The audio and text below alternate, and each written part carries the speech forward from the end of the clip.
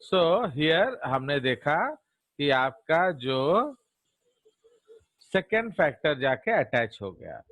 Okay, now we have seen that आपका जो first site में एफ मेट TRNF मेट आ गया एंड आपका जो सेकेंड साइट पे कोई और अमीनो एसिड आके बैठ गया. अब इनके बीच में क्या होगा? इनके बीच में फॉर्मेशन ऑफ पेप्टाइड बॉन्ड होगा. नाउ अब who is catalysing this reaction? तो पी साइट पे एक एंजाइम होता है. ओके, तो इधर जो पी साइट है, आपको मालूम है पी साइट जो है उसमें आपका एक एंजाइम होगा. Okay, so that is called what? Peptidyl transferase. Peptidyl transferase. Now ये जो पेप्टिडिल ट्रांसफरेज है, ओके, तो इस एंजाइम का एक्चुअली ये क्या है? ये प्रोटीन एंजाइम नहीं है, ये एक राइबोजाइम है. Okay, so this is a ribozyme. Understood? So this peptidyl transferase is not a protein आना चाहिए मुझको और ये 23S rRNA है.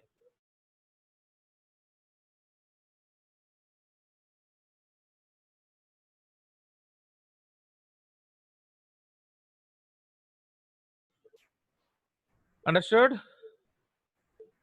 So ये जो पेप्टिडिल ट्रांसफरेज है ये एक्चुअली क्या है? ये 23S राइबोसोमल आरएनए है. तो आपको मालूम है लास्ट सब यूनिट में 23S होता है, 5S होता है. देख रहे हो? तो ये सब चीज आपका this diagram is from Lehninger Nelson Cox, but फिर भी इतना डिटेल उसमें नहीं होता है जितना आपको जेजेस देते हैं. नाउ तो ये हमारा एक कॉम्प्लेक्स हमने बनाया. अब हम लोग तो आपका ये बॉन्ड बन गया. सो पेप्टिडिल ट्रांसफरेज का फंक्शन क्या है?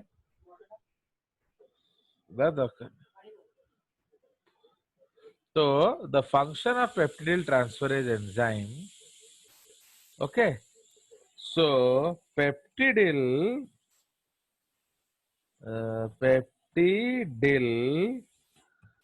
transferase enzyme catalyzes. So what does peptidyl transferase enzyme do? तो पॉइंट नंबर 1 वो क्या करता है? Number A, forms peptide bond between P site and A site amino acids. ठीक है, उसके बाद क्या करता है? Transfers the growing peptide to the A site TRNA. Understood? तो इसलिए उसको हम लोग क्या कहते हैं? पेप्टिडिल. तो ये जो फंक्शन है, इस फंक्शन को हम लोग क्या कहते हैं? पेप्टिडिल. अंडरस्टैंड? तो ये वाले काम को हम क्या कहते हैं? पेप्टिडिल. ओके, एंड ये वाले काम को हम क्या कहते हैं? ट्रांसफरेज. देख रहे हो? तो टेक्निकली ये दो काम करता है, इसीलिए उसका नाम पड़ गया पेप्टिडिल ट्रांसफरेज. कोई शक? पूछ लो. No sir. बुझला तो इसीलिए कौन हब ये जो एमिनो एसिड है अब वो इसको दे देगा. तो इसलिए हम लोग इसको लेवलिंग कर लेते हैं. तो सपोज ये हमारा पहला एमिनो एसिड है, ओके, एंड सपोज ये हमारा दूसरा एमिनो एसिड है. तो ये हम लोग लेवलिंग कर लिए. ठीक है, अब चलेंगे नीचे.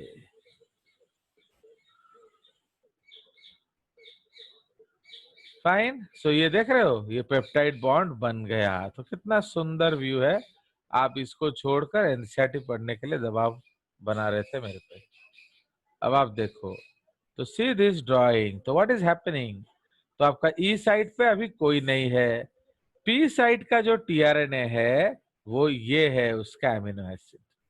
सो this is actually amino acid number 1 and this sorry क्या ये है 2 एंड ये जो है ये आपका है एन एफ मेट या amino acid 1।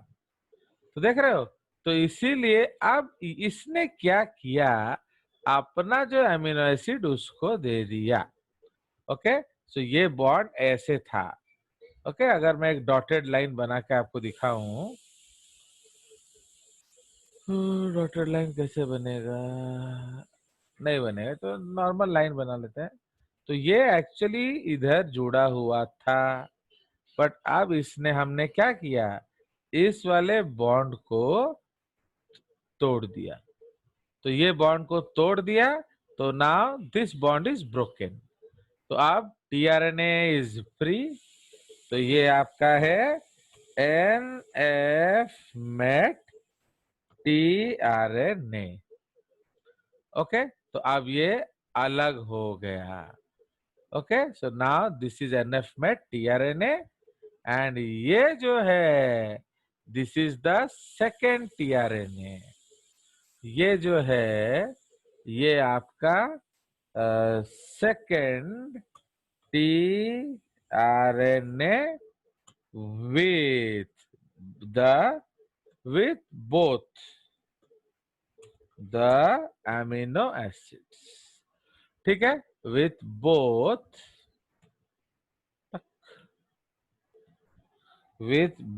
the amino acids। Understood. तो अब ये जो टीआरएनए है उसमें आपका दोनों एमिनो एसिड आ गया। अंडरस्टूड। तो इसलिए ये अपना एमिनो एसिड दिया, अब ये चल देगा। तो इसीलिए दिस इज द ड्राइंग। तो इस ड्राइंग में हम लोग इसको लिखेंगे 1,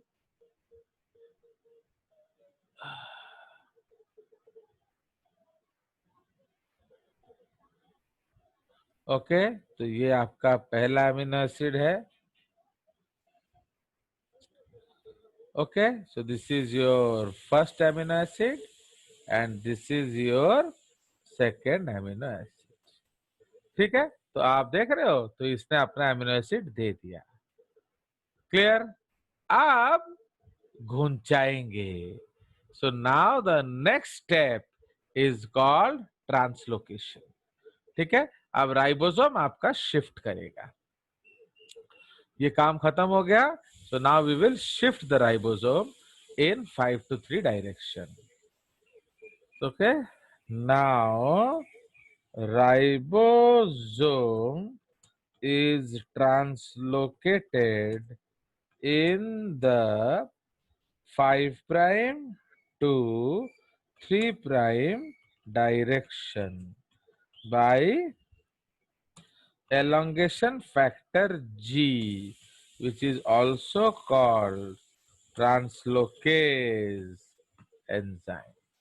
ठीक है, तो आपका काम जब खत्म हो जाएगा, अब हम इसको ट्रांसलोकेट करेंगे एंड शिफ्ट करेंगे। ठीक है,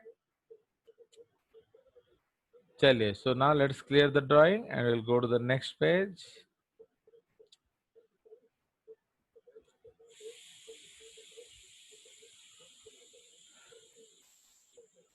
देख रहे हो, तो ये आपका जो इसका पहले वाला ड्राइंग है। अब हम इसको ट्रांसलोकेशन करेंगे। तो अब हम लोग दे रहे हैं एलोंगेशन फैक्टर जी। ओके, तो जब हम एलोंगेशन फैक्टर जी देंगे तो अब वो शिफ्ट करेगा। दिस इज 90 करते हैं। ओके, तो देख रहे हो, तो अब हमारा शिफ्टिंग होगा। सो ये हमारा नेक्स्ट स्टेप है।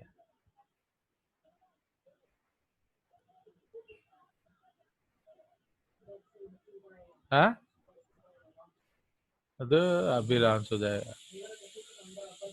चौड़ा खाइले मरिवे लोग कोरोना वैक्सीन इंडिया काढ़ी चौड़ा खाइले मरिवे हो गया। तो आप ये देख रहे हो, तो अब आपका राइबोसोम जो है उसको हम 5 to 3 डायरेक्शन में शिफ्ट करेंगे। So this step is called translocation. Okay, so इस स्टेप को हम कहते हैं ट्रांसलोकेशन। तो जैसे ही आपका ये शिफ्ट करेगा तो AUG चला गया किधर, ई साइट। तो अब ये साइट है क्या, ई साइट। ओके, पी पे आ गया कौन, सेकेंड टीआरएनए, एंड ए पे आ गया कौन, थर्ड टीआरएनए। अंडरस्टूड। सो ये आपका शिफ्टिंग हुआ, देख रहे हो। तो पी पे आ जाएगा सेकेंड एंड ए पे आ जाएगा third. Third is coming according to codon आएगा। तो अब आप समझे कि नहीं, मैंने क्या बोला था कि जब तक आप उसको खींचोगे नहीं तो आपका जो है ए साइट में जो टी अमीनो एसिड है वो आगे नहीं जाएगा, बट खींचने के लिए पी साइट में कोई ना कोई तो चाहिए। So that is the concept. ठीक है, यस सर। चलो। सो अब ये अर्पिता प्रोफेशनली लेट आती है, तमग्नोपॉल। Okay, so please warn her that I will not allow you into the class. Okay sir. समझ में? आपको मैं 5 से 10 मिनट का टाइम देता हूँ। अब आप कट रहे हो तो मैं जोड़ देता हूँ, और तुम आओगे ही 15 मिनट देर में तो I will not allow in the class. Okay, तुम जिस मर्जी का बेटी हो, मुझे उससे कोई फर्क नहीं पड़ता। समझ में आया? सो इसीलिए you have to come to in time to my class. अब आई थिंक ओटा विल गाइड हर। सो ये आपका पहला अमीनो एसिड है, ये आपका दूसरा अमीनो एसिड है, एंड ये आपका तीसरा अमीनो एसिड है। अंडरस्टूड? सो ये जो प्रोसेस है, so this steps will continue. Okay, तो इसीलिए एलोंगेशन फैक्टर जो है ये स्टेप कंटिन्यू करेगा। Okay, so this is the concept of translocation. Okay, तो हम लोग यहां लिखेंगे एट द एंड। ओके, तो एक बार इसको सेव कर लेते हैं, फिर क्लियर कर देंगे एंड उसके नीचे लिख देंगे या इधर लिख देंगे। ओके, तो इधर लिख देंगे हम लोग। ओके, तो here what we will write, that elongation continues by the steps, by the repetition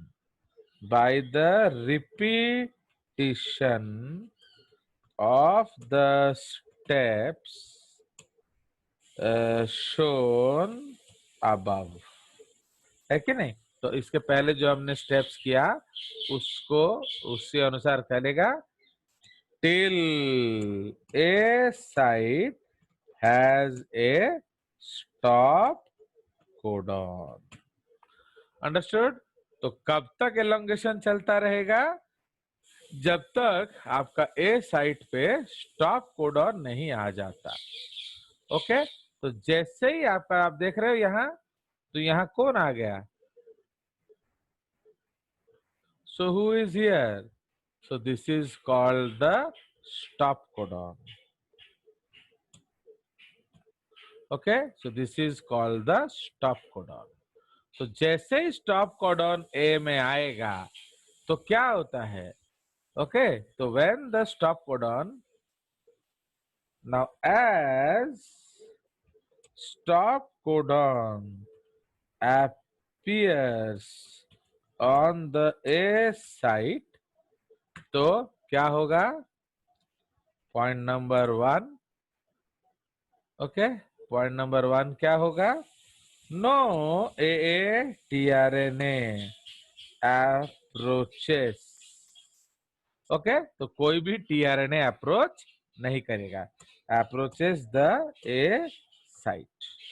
ठीक है, तो उससे क्या होगा, now okay, release factors okay come and bind to the क्या, ए साइट।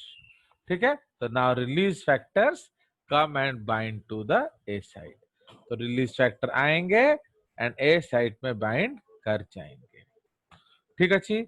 तो अब जैसे रिलीज फैक्टर बाइंड करेगा तो क्या होगा, step 3 okay, as RF binds to the A site, it breaks the bond between क्या, it breaks the bond between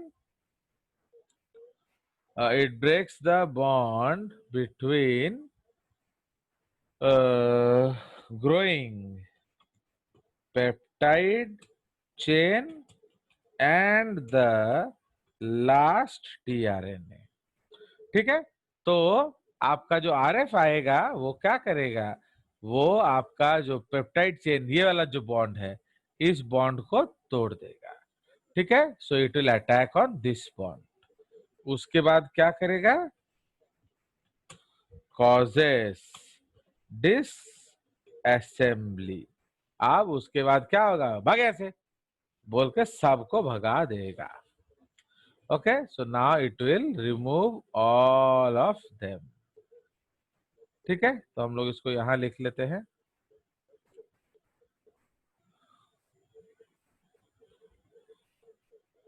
ठीक है, आया समझ। सो this is the concept of what, this is the concept of release factor. तो उसको थोड़ा हम लोग हाईलाइट कर देते हैं इस तरह से। ठीक है ना, आप देख रहे हो, तो अब टारगेट जोन में कौन सा बॉन्ड है, ये वाला बॉन्ड। तो इसको बॉन्ड को तोड़ेगा कौन, RF, है कि नहीं। तो RF will target this bond. ठीक है, यस सर। अब आ जाइए, क्लियर किया जाए ड्राइंग। तो अब ओटा फ्रॉम कोटा कौन सा मजा आया, ये वाला ना एनसीईआरटी वाला। सर ये बात तो आप समझ रहे हो, तो ये जो स्टेप है, आप ये आपका देख रहे हो, ये बॉन्ड टूट गया, फाइन। आप डिसअसेंबली होगा। डिसअसेंबली का मतलब क्या है, अपने अपने रास्ते चलो। सो इसलिए this step is called, actually it is just because of you and some boys I have taught this. Otherwise, you know, your girls, they are so proud and adamant about their coaching centers that they don't bother to read good patha. So this is called disassembly of the elongation complex, है कि नहीं। उधर आपको ये सब कुछ नहीं पढ़ाएंगे कालू में। इफ अगर पढ़ा लिए हैं तो भी पूछ लेना, तो they will not teach this. अब तुम खुद सोचो, ये नहीं पढ़ोगे तो KV5 क्वेश्चन कैसे करोगे। हो गया, तो ये सब तोड़ फोड़ कर दिया जाएगा। हु विल डू दिस तोड़ फोड़, release, this is release factors, release factors. Okay, तो आपका रिलीज फैक्टर प्रोक्स में क्या होता है, prokaryote in prox, in prox क्या क्या रिलीज फैक्टर होता है, RF1, RF2, RF3। in eux only one, that is ERF। ठीक है, तो ये आपके रिलीज फैक्टर्स होते हैं। Clear, so this is the concept. तो आपका translation is finished. So if you want to ask any doubts, you can ask. Otherwise, we'll go to the next topic. देख लो, कुछ पूछना है तो। सर हाँ बोलो। सर RF1 RF2 RF3 का सर फंक्शन क्या है सर? वो अलग अलग फंक्शन है, मीन्स सबको इकट्ठा नहीं आएगा। सम कोडॉन्स अट्रैक्ट सम कोडॉन्स, समझे कि नहीं? जैसे माने तुम है तो तुम अपने गली का गुंडा बुलाएगा, वो है तो वो अपने गली का गुंडा बनाएगा, इस तरह से। Okay, so everybody will not attract everybody. तो since you have asked this question, तो I will tell you, because मैंने आपको क्या बोला था, आप बोलोगे तो मैं बताऊंगा, वरना नहीं बताऊंगा। तो ना व्हाट इज, क्योंकि रिलीज फैक्टर्स, तुम लोग क्या है पकड़ा खा के सो जाते हो, तो this is the concept. Okay, and you should all be thankful to Arpan जो ये पूछा। ठीक है, सो आप देख रहे हो RF1 जो है वो किसको अट्रैक्ट कर रहा है? तो RF1 recognises UAG UAA। Okay, RF2 recognizes UGA and UAA. Okay, so either RF1 or RF2 binds to a termination codon and induce the peptidyl transferase enzyme to transfer the growing polypeptide to a water molecule than to an amino acid। जो हमने बोला bond तोड़ दिया, तो क्या तोड़ दिया? तो वो अब जो जो पेप्टाइड बॉन्ड बनाएगा, तो वो उस बॉन्ड को पेप्टाइड बॉन्ड नहीं बना के वो वाटर के साथ रिएक्ट कर देगा, तो इसलिए क्या हो जाएगा, आपका टूट जाएगा रिश्ता। Fine, so this is the concept. And जो RF3 का फंक्शन अनसर्टन है till date. Okay, see RF3 function is uncertain, understood? And eukaryotes में तो एक ही होता है, तो वो सारा काम करेगा, और क्या। और बोलो। So this is how we end the process of translation. तो अब आपका हमारा आज का टॉपिक है फिनिश। सो अब we will discuss something that is given in your NCERT। तो हम लोग थोड़ा एक बार समेशन कर लेंगे। Okay, so translation process we will sum up, underline करेंगे, है कि नहीं? So translation refers to the process of polymerization of amino acids. Okay,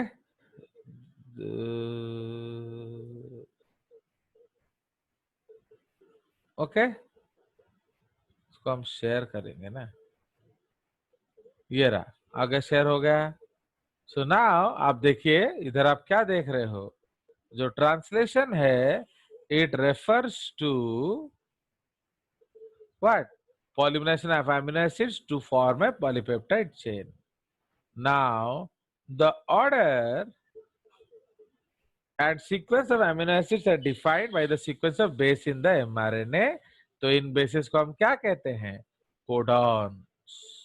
okay, तो इन बेसिस को हम लोग क्या कहते हैं? कोडॉन्स। ओके, तो ये कोडॉन्स हैं। And who decides the codons? The genetic code. Understand? तो एक्चुअली कोड जो है वो डिसाइड होता है DNA के द्वारा, बट प्रॉब्लम क्या है, DNA का जो भाषा है वो नहीं समझता है राइबोसोम, इसलिए हमें उसे ट्रांसलेट करना पड़ता है। Understood? Now the amino acids are joined by a bond which is known as peptide bond. So that we know from 11th class.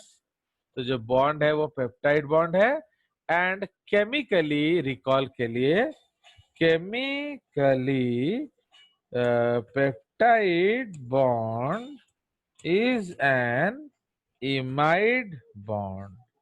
तो what is imide bond? CONH। Okay, तो ये आपका पेप्टाइड बॉन्ड एक imide bond है। Now formation of a peptide bond requires energy, obviously. So therefore in the first phase itself, amino acids are activated. Okay, amino acids are activated in the presence of ATP and linked to the cognate tRNA. इसलिए cognate tRNA का मतलब क्या है? Ota, can you tell what is the meaning of cognate in English?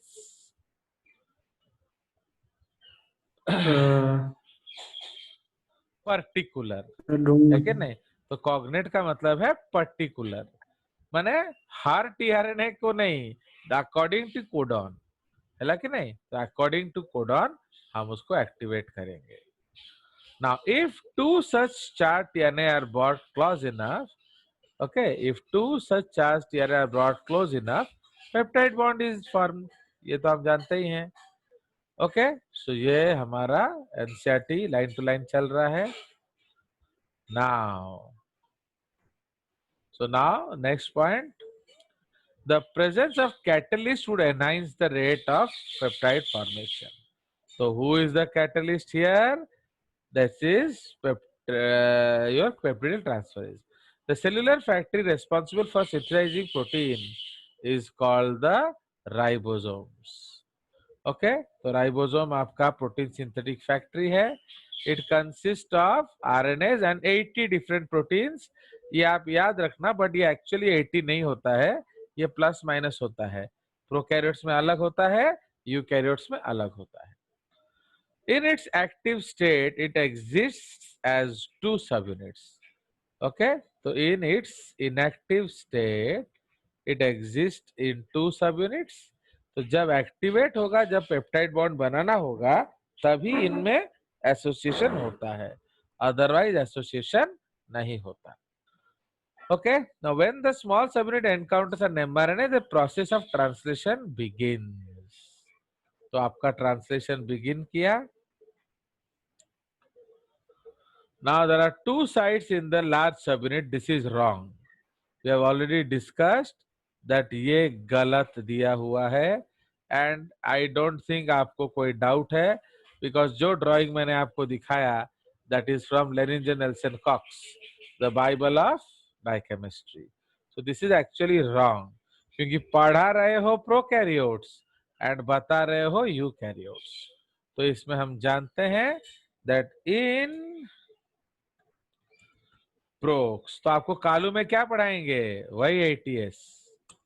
In prox, there are 3 sides, but in ukes, there are 2 sides.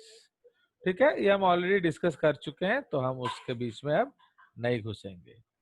ठीक है जी, तो हम लोग ऑलरेडी बात कर चुके हैं. Now, the ribosome also act as a catalyst. Okay, तो ribosome act as a catalyst. चलो बढ़िया है यार, वेरी गुड. तो see how dangerous statement it is giving, and I don't know how Kota is so happy. लगे नहीं? तो वो राइबोसोम एक्ट नहीं करता catalyst, it is the 23S rRNA in bacteria. Okay, और क्या 28S rRNA in यूकैरियोट्स. ठीक है जी, तो यूकैरियोट्स में 28S होगा, प्रोकैरियोट्स में 23S होता है. क्लियर? तो ये है आपका case. Will save it and clear and go ahead. Now, a translation unit in mRNA is the sequence of RNA that is flanked by the, ये आपका जो ये सब आपका क्वेश्चन आएगा हैप्पीली एनुअल में कि ट्रांसलेशन यूनिट किसको कहते हैं. तो ए ट्रांसलेशन यूनिट,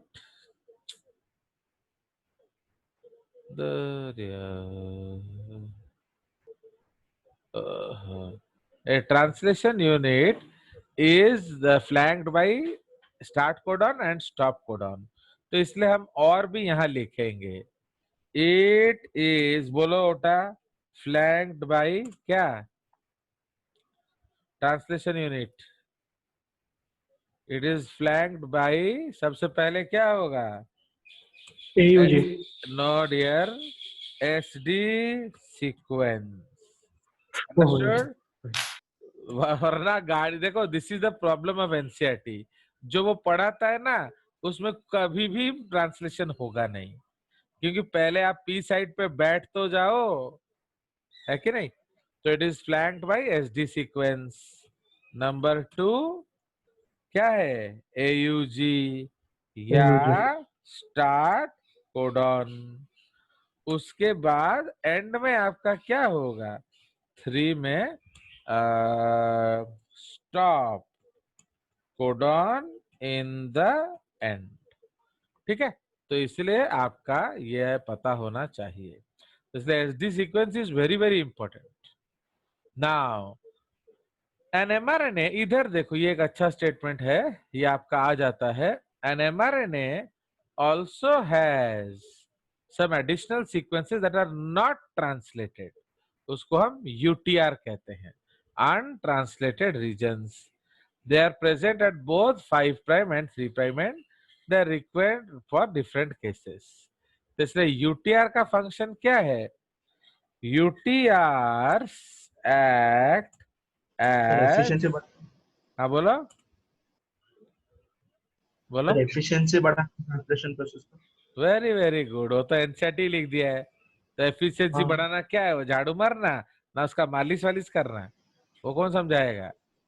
तो UTR acts as spacers between two cistrons. समझ रहे हो, आप दो सिस्ट्रॉन जब आप ट्रांसलेशन करोगे, वो तो ए टू जेड कर देगा वो, तो इसलिए आपको बीच में स्पेसर देना पड़ेगा काटने के लिए।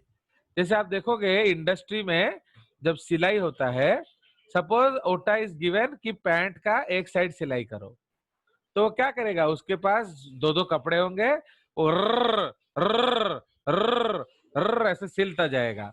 उसका काम नहीं है कैंची से काटो, अलग करो, थक्का करो, नो, वो बस गर्र गर्र गर्र गर्र कर रहा है।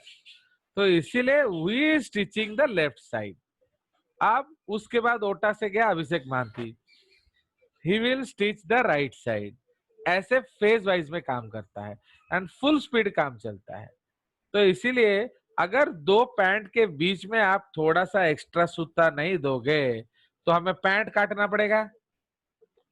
सो दैट गैप ऑफ टू सूता between the two pants is called a spacer, है कि नहीं। तो उस तरह से तो यूटीआर्स एक्ट एज स्पेसर्स, और भी बहुत काम है, वो कभी हम पढ़ेंगे बाद में।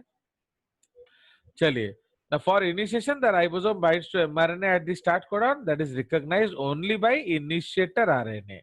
तो इनिशिएटर आरएनए क्या है, वो एनसीईआरटी ने बताया नहीं, हम जानते हैं, that is NF met tRNA, NF met. तो what is initiating tRNA, NF met tRNA, NF-met.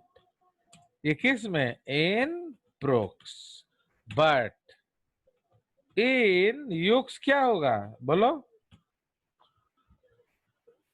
Yuke's में हम ऑलरेडी जेनेटिक कोड में पढ़ चुके हैं, बट इन यूक्स क्या होगा, वो एम टीआरएनए होगा, स्मॉल एम। हाँ मतलब दूसरे से ना, ओके। तो ये आपका एम में टीआरएनए होगा। Clear.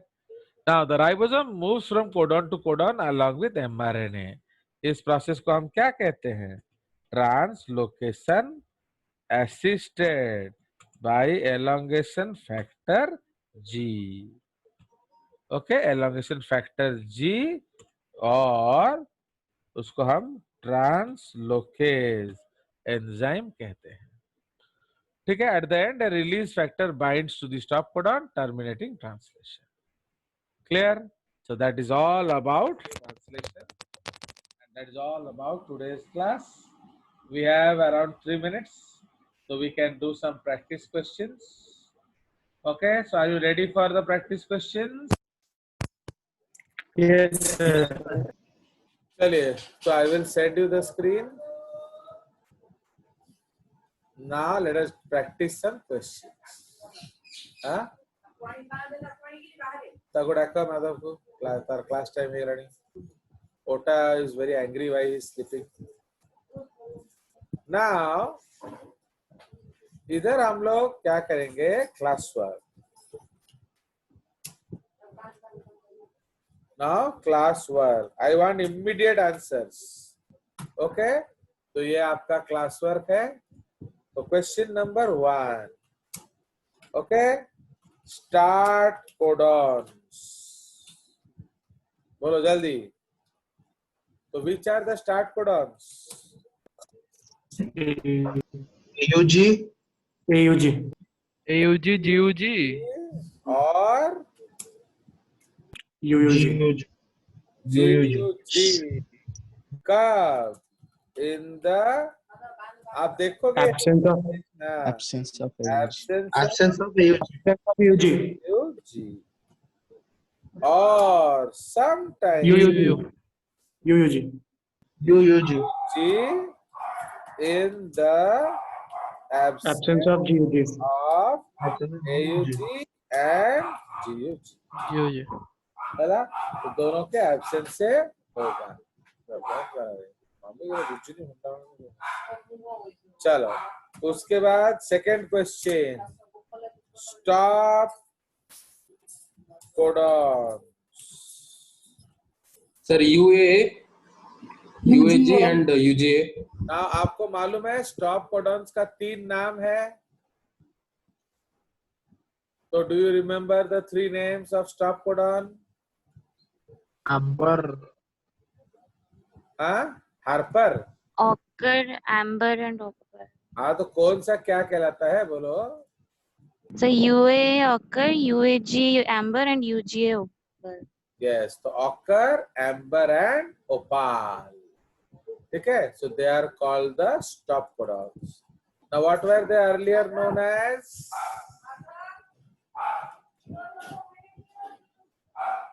Nonsense codons. Yes, so they were called nonsense codons. Okay, so nonsense codons उसको हम क्यों कहते थे?